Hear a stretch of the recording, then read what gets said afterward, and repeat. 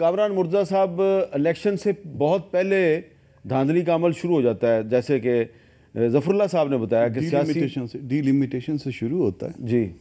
इलाकों को, एक इलाके को, मेरे इलाके को आप निकाल दीजिए, मेरे उसमें से हल्का इंतखाब से पता है कि कामरान ने इधर से इलेक्शन लड़ना है, उसको निकाल दीजिए, किसी और के इलाके में डाल दीजिए।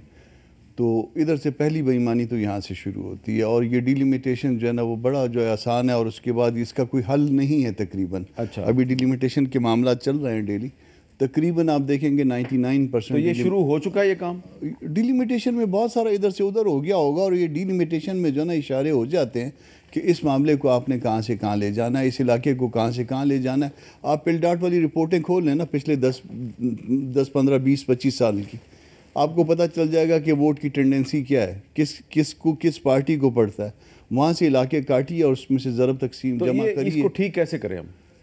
सर, ठीक करने के लिए सबसे पहले नीयत चाहिए। हाँ, अगर आपकी नीयत ठीक है, जिस दिन तक नीयत ठीक नहीं होगी ना, उस वक्त तक मामला ठीक नहीं होंगे। और नीयत किसकी ठीक होगी? वो जो ताकतवर हल्के होते हैं उनकी नीयत की ठीक होना ज़रूरी है। इनके साथ हुआ ये, अपना वो बयान करते हैं, आगे राजा साहब जो है ना वो आगे के बारे में एप्रीहेंशन ज़ाहिर करते हैं, मगर ये आप राजा साहब से पूछेंगे वो कहेंगे कि वो 2018 वाले इलेक्शन बिल्कुल ठीक थे। इनसे पूछेंगे इससे पहले वाले इलेक्शन बिल्कुल ठीक बताएंगे, या आने वाले इलेक्शन भी ठीक बताएंगे।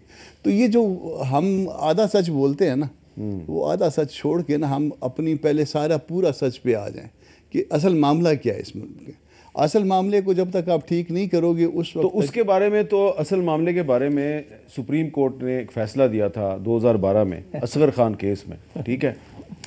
तो मैं उसकी सिर्फ एक छोटा सा उसका कुछ चंद लाइनें पढ़ देता हूँ। तो उसमें वो कहते हैं जी कि पहले तो उन्होंने, जिनकी तरफ आपने इशारा किया, उन्होंने तो उनका नाम लिख दिया। पहले तो उन्होंने उनकी कुर्बानियों को खराज तहसीन पेश किया, बेहतरीन। और आगे चल के वो कहते हैं जी, the armed forces in charge of their function seek intelligence and support from ISI MI एंड on account of security threats to the country on its frontiers, or to control internal situations in aid of civil power when called upon to do so. However, ISI, MI, any other agency like IB have no role to play in the political affairs of the country, such as formation or destabilization of government, or interfere in the holding of honest, free and fair election by the Election Commission of Pakistan. Involvement of officers, members of secret agencies, IB in unlawful activities individually or collectively calls for strict action, being violative of oath of their offices, and if involved they are liable to be dealt with under the constitution of the law. और इसको फिर दोबारा इसका हवाला दिया गया है फैज़ाबाद धरना केस की जजमेंट में भी, और रीअफर्म किया गया। ठीक है। तो इसका मतलब है कि सुप्रीम कोर्ट को चाहिए कि वो अपने इस 2012 के फैसले पे अमल दरामद करवाए। सर मीर साहब, मसला पता क्या है? मसला ये है कि अब मैंने रमज़ान में मैं रोज़े रखता हूँ या नहीं रखता हूँ, ये बाहर कैसे पता चलेगा? जब तक मैं सच नहीं बोलूँगा। तो यहाँ पे सच कोई बोलता नहीं है, और इसके बाद ये पता नहीं चलता। वो आके सारे कह देते हैं कि नहीं, हमने तो बिल्कुल इन्वॉल्व नहीं है।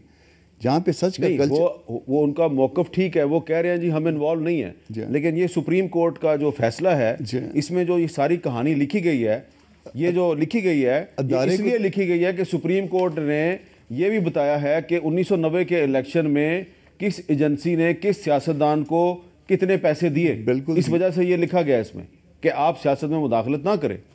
तो सुप्रीम कोर्ट के फैसले में तो एविडेंस मौजूद है, उसको इम्प्लीमेंट करवा दें, और उसको चलें, और बाकी चलें सज़ाएं। अब बहुत सारे ऐसे जो है ना वो मामला हैं जिसको दोबारा खोलना शायद उसके मसाइल पैदा होंगे।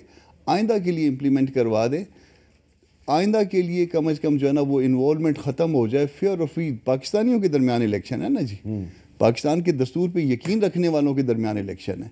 आप आए मैं आए, फ़र्क क्या पड़ेगा जी? सलमान अकरम राय साहब, ये जो असगर खान केस का जो फैसला है और फिर फैज़ाबाद धरना केस का जो फैसला है, तो आप समझते हैं कि इस तरह के कुछ और भी सुप्रीम कोर्ट के फैसले हैं, अगर इनको सामने रखकर तो कोई इदारा जो है वो कोशिश करे कि इन फैसलों पे अमल दरामद हो जाए, तो इलेक्शन को फेयर एंड फ्री बनाया जा सकता है? नहीं, पर अमल दरामद क्यों नहीं होता इन फैसलों पर? आप देखें, असगर खान केस आपने फरमाया जैसा कि 2012 में ये फैसला हमने लिया, मैं असगर खान साहब का वकील था, पूरा साल फरवरी से अक्टूबर तक ये मुकदमा चला और उसमें होशरुबा इंकशाफात हुए। बल्कि जो 2 जनरल साहिबान इसमें शामिल थे उनमें से एक ने तो बरमला आके कहा कि हाँ मैंने ये किया और मैंने ये इसलिए किया कि मेरी नज़र में Benazir Bhutto national security threat थी और मैं इस मामले को सबसे बेहतर समझता हूँ और इसलिए हमने ये किया जो हमने किया। उनका इलेक्शन हम चाहते थे कि ना हो दोबारा कभी भी। तो जब ये सोच हो, उनको याद दिलाया गया कि उनका तो हल्फ इस बात का मुतकाज़ी है कि वो सियासत से दूर रहेंगे, तो ये उनके लिए कोई बड़ी बात नहीं थी। और जिस दिन फैसला आ गया और ये कहा गया कि उन्होंने अपने हल्फ से रूगर्दानी की है, उन्होंने आईने पाकिस्तान में को पामाल करने की कोशिश की है, इलेक्शन के अमल को ख़राब करने की कोशिश की है, तो फैसले के फ़ौरन बाद उन साहब ने मेरे साथ वो रोस्ट्रम पे खड़े हुए थे, कहा मैं आइंदा 100 दफ़ा फिर यही करूँगा। और मैंने एक मकाला भी लिखा था अक्टूबर 2012 में इस वाक़े के बारे में। तो अगर सोच ये हो कि हमारा हल्फ, हमारा आइन कोई मानी नहीं रखते, हम समझते हैं कि पाकिस्तान के फ़लाह में क्या है, पाकिस्तान की नेशनल सिक्योरिटी और उसकी जो माशी सिक्योरिटी है वो हमसे बेहतर कोई नहीं समझता, तो फिर आइन, इलेक्शन, हल्फ, सुप्रीम कोर्ट की जजमेंट, सब चीज़ें गैर अहम हो जाती हैं। अब अक्टूबर 2012 से आई हुई जजमेंट जिसमें ये तमाम बातें दर्ज हैं, उन अफसरान के खिलाफ एक उंगली भी किसी ने नहीं उठाई। आज दिन तक एक इम्प्लीमेंटेशन बेंच बैठा हुआ है। लेकिन सलमान साहब, वो जो जजमेंट है उसमें सिर्फ उन अफसरान के खिलाफ कार्रवाई का नहीं कहा गया था, उस जजमेंट में उन सियासतदानों के खिलाफ भी कार्रवाई का कहा गया था जिन सियासतदानों ने एक इंटेलिजेंस एजेंसी से रकम वसूल की। और फिर बाकायदा जो उस वक्त के जो चीफ जस्टिस साहब थे उन्होंने ये कहा कि जी इसकी इंक्वायरी हुकूमत FIA से करवाए जी। और FIA ने इंक्वायरी की और मुझे अभी तक याद है कि चीफ जस्टिस साकिब निसार साहब ने उसके बाद 2-3 दफ़ा FIA वालों को बुलाया और उन्होंने कहा जी कि हमारे सामने कोई पेश ही नहीं होता। नहीं, मैं अर्ज़ करता हूँ, देखिए इसके 2 हिस्से हैं जजमेंट के। एक तो हिस्सा है उन अफसरान के हवाले से जिन्होंने आके एतराफ़ किया या जिनका जो अमल था वो साबित हुआ। सुप्रीम कोर्ट ने कहा इनके खिलाफ तो फौरी कार्रवाई की जाए, तादीबी कार्रवाई की जाए, मज़ीद अब किसी एविडेंस की, किसी चीज़ की ज़रूरत नहीं है, इनका जो अमल है, जो जुर्म है वो साबित है। तो वो तो एक मामला था कि इन्होंने हल्फ से रूगर्दानी की। दूसरा मामला था कि जिन सियासतदानों के बारे में ये कहा गया कि उनको हमने पैसे दिए हैं, चूँकि उन सियासतदानों ने तो इस बात का एतराफ़ नहीं किया था, इस काम के लिए FIA को मुकर्रर किया गया कि वो इंक्वायरी करें, तफ्तीश करें और शवाहिद इकट्ठे करें। उस इंक्वायरी के सरबराह जनाब बशीर मेमन साहब थे जो उस वक्त DG FIA थे। उन्होंने ये रिपोर्ट दी कि जी मुझे इंक्वायरी में कोई शवाहिद नहीं मिल रहे, मैं आगे नहीं बढ़ सकता, लिहाजा इस मुकदमे को, इम्प्लीमेंटेशन को ख़त्म कर दिया जाए। अब ये हुस्न इत्तफ़ाक़ है कि पिछले हफ्ते वो शायद एक सियासी पार्टी के सिंध के वो सरबराह मुकर्रर हुए हैं। लेकिन बहरहाल ये बातें हमारे मुल्क में इसी तरह चली हैं और जो आइन की पामाली होती रही है वो हमारे सामने है और जो आज हो रही है और जो कल होने जा रही है वो सब भी हमारे सामने है।